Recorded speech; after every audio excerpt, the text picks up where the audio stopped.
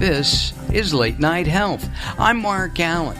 This is the radio show that cares about the most important part of your life, and that's your health. I hope you've had a healthy week. I've been doing a little bit better in what I've been eating, not eating as much, and trying to walk a little bit. I hope you have as well. We have the next 2 hours are just jam-packed. We are, of course, joined, as we always are, by the insane Daryl Wayne. We are here coast to coast from KABC in Los Angeles to WMEL, and we're adding new stations, and we'll be telling you about those in coming weeks. Anyway, during the next 2 hours, we're going to be talking about everything from power napping to food allergies and what causes them with Dr. Greg Salea. All that and much more during the next 2 hours. Now, you can always join us, by the way, at latenighthealth.com, latenighthealth.com. And if you go to our Facebook page and like us, we'll follow you back. So go to facebook.com/latenighthealth, like us, and we will promise to follow you back.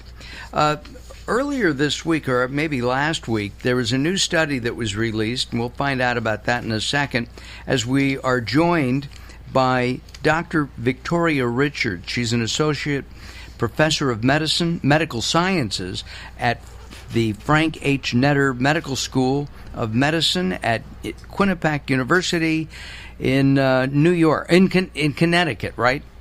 Yes, Connecticut. In Connecticut. You know, New York and Connecticut are so close together, they're kind of one. Victoria, if you would, tell us what the study from Down Under came up with. Yes, sure. So the study came out of New Zealand, and they did a rather extensive review and meta-analysis on a lot of studies that looked at the potential benefit of vitamin D supplementation in preventing osteoporosis. So what they concluded was that for those who weren't at risk for osteoporosis, or for those who did not have a vitamin deficiency, vitamin D supplementation didn't seem to be warranted. So that's what they concluded. That's the bottom line, and you agree with that? Well, looking at their results, it's a convincing argument. How they compared the different studies, how they looked at the limitations of those studies, even looked at publication bias, which I found kind of interesting. I'm curious. Let me find something personal out about Victoria, if I may. And you have a PhD in pharmacological sciences. Pharmacology and toxicology. Okay, and your goal is to help people as they take nutrients and pharmaceuticals. Do you yourself take vitamins? I personally do not take vitamins. Why not? I tend to try to eat healthy. I probably am not probably the best patient, so in terms of medication compliance. Mm-hmm. I'm not very good at taking pills every single day at a certain time. I forget oftentimes too, but we've talked over the last year and a half many times about vitamin D, and it seems that we have a almost epidemic of vitamin D deficiency in this country. I've talked to doctors, medical researchers who say, you know, broccoli is certainly high in vitamin D, but the body, being human, cannot always absorb that vitamin D. You need to supplement. Well, typically in our diet, we get vitamin D from fatty foods, like fatty fish, like saltwater fish, from eggs, cod liver oil. I think that's what a lot of people did back in the day. They take cod liver oil. And milk. And milk, exactly, and milk. And then obviously... Which is supplemented. Well, there are some fortified products. You have, fortified milk. But then also we get vitamin D through the natural conversion from sunlight in the skin.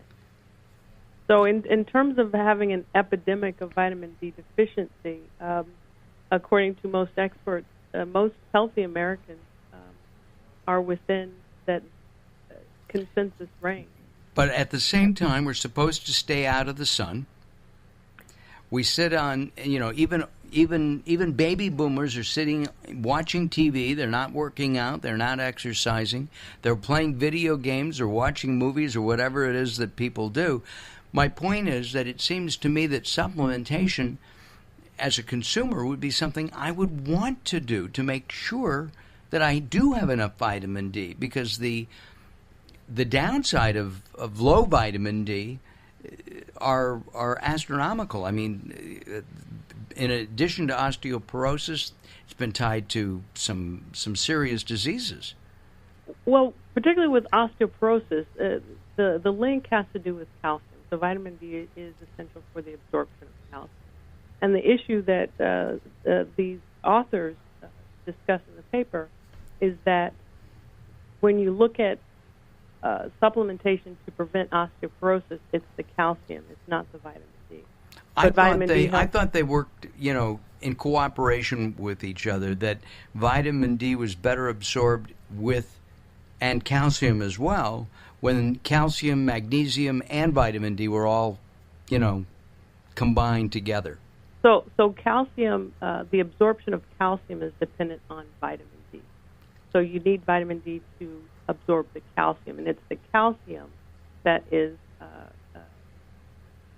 the benefits on bone health is the calcium itself. Right. And we do have a big problem with osteoporosis, especially in I guess postmenopausal women. Yes, so postmenopausal women are at risk for osteoporosis, and men as well. They're at risk for osteoporosis as we all get older. Yeah, I know. Daryl and I have problems. We have very soft bones. Soft heads, too. Smoking can contribute to osteoporosis, just aging. But the idea of vitamin D itself in preventing osteoporosis in healthy adults, that's the focus of the paper.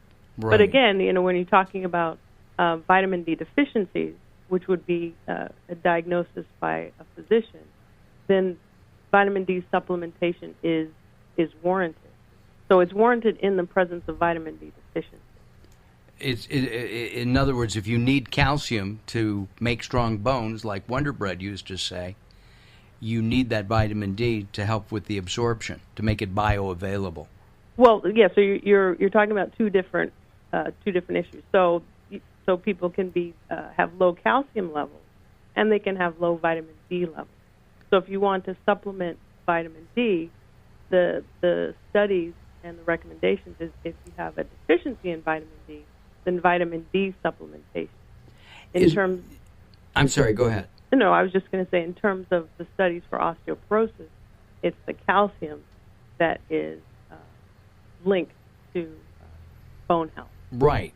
But I also understood that calcium supplementation is somewhat difficult. That the it's chalk basically is what Tums is calcium chloride, and to prevent upset stomachs. But within the last few years, they've been saying it's also a great source of calcium. But antacids with calcium are not recommended to be used as a supplement for calcium. Right, exactly. Because of the formulation in the antacids, that can actually cause more harm than good, especially when people take a lot of those calcium products.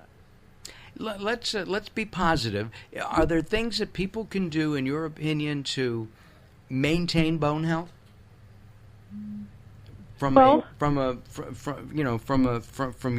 your educational background?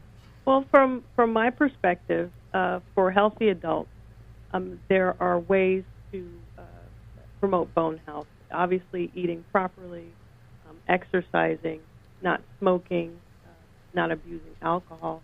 There are a lot of things that we can do to support overall health and specifically bone health.